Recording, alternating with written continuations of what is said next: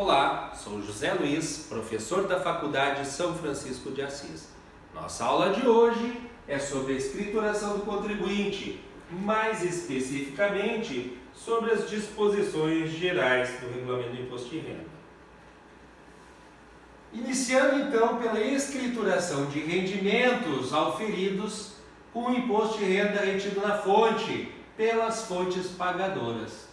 De acordo com o artigo 284 do Regulamento do Imposto de Renda, na escrituração dos rendimentos auferidos com desconto de imposto de renda retido na fonte pelas fontes pagadoras, serão observadas nas empresas beneficiadas as seguintes normas. Inciso 1º, o rendimento percebido será escriturado como receita pelo valor bruto, isto é, verificada antes de sofrer o desconto do imposto de renda retido na fonte. Então, o registro do rendimento é sempre pelo valor bruto.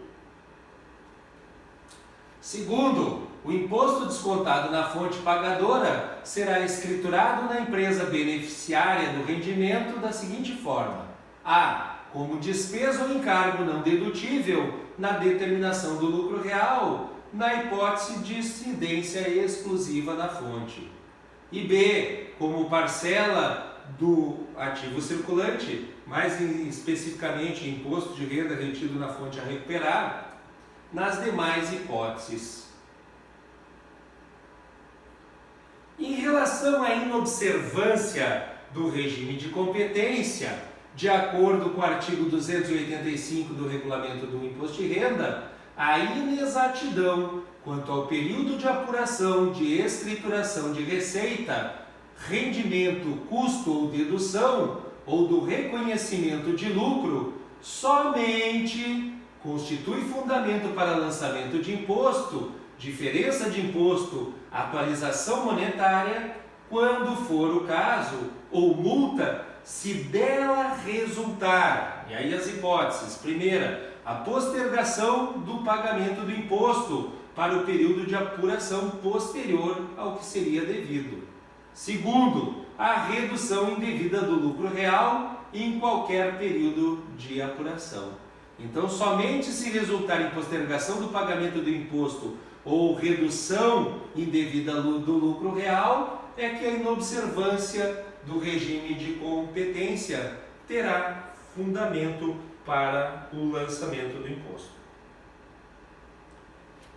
O lançamento de diferença de imposto com fundamento em inexatidão quanto ao período de apuração de competência de receitas, rendimentos ou deduções, de acordo com o parágrafo 1º do artigo 285 do Regulamento do Imposto de Renda, será feito pelo valor líquido, depois de compensada a diminuição do imposto lançado em outro período de apuração, a que o contribuinte tiver direito, em decorrência da aplicação do disposto no parágrafo 2º do 258 do regulamento.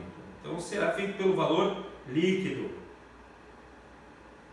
No entanto, esse procedimento não exclui a cobrança de atualização monetária quando for o caso, multa de mora e juro de mora, pelo prazo em que tiver ocorrido a postergação do pagamento do imposto, em virtude dessa inexatidão quanto ao período de competência. Em relação às demonstrações financeiras, de acordo com o artigo 286 do Regulamento do Imposto de Renda, ao fim de cada período de incidência do imposto, o contribuinte deverá apurar o lucro líquido do período, mediante a elaboração, com observância das disposições da lei comercial, do balanço patrimonial, da demonstração do resultado do período e da demonstração de lucros ou prejuízos acumulados. Então, essas três demonstrações são obrigatórias pelo fisco. Nesse sentido, o lucro líquido do período deverá ser apurado com observância das disposições da Lei 6404/76. Ademais, segundo o parágrafo 2º do artigo 286 do Regulamento do Imposto de Renda, o balanço ou balancete deverá ser transcrito no LALUR ou no livro diário. Então, o balancete ou balanço, ele obrigatoriamente deve ser transcrito no diário ou no LALOR. Em geral, a gente transcreve no diário. Segundo o artigo 287 do Regulamento do Imposto de Renda, o contribuinte deverá elaborar a demonstração do lucro real, discriminando. Então, na demonstração do lucro real, que é feita lá no LALOR, nós devemos discriminar, primeiro, o lucro líquido do período de apuração. Segundo, os registros de ajuste do lucro líquido com a identificação das contas analíticas do plano de contas e indicação discriminada por lançamento correspondente na escrituração comercial, quando presentes. E terceiro, o lucro real. Então, esses três itens devem ser discriminados na demonstração do lucro real. O lucro líquido do período, os ajustes do lucro líquido e o lucro real do período. De acordo com o parágrafo 2º do artigo 287 do Regulamento do Imposto de Renda, a demonstração do lucro real deve ser transcrita na parte A do LALOR. Além disso, os registros de ajuste do lucro líquido considera-se conta analítica aquela que registra o último nível dos lançamentos contábeis. É a conta que é utilizada então para se efetuar o registro contábil. Isso é que é a conta analítica.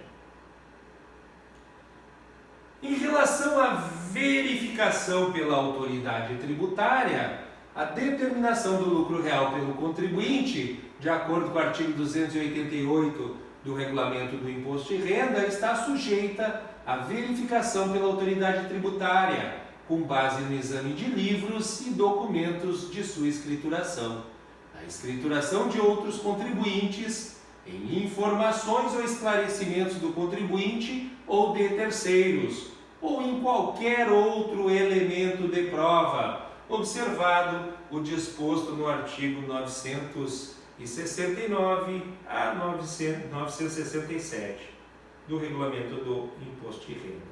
Essa foi a nossa aula de hoje. Obrigado a todos e até a nossa próxima aula.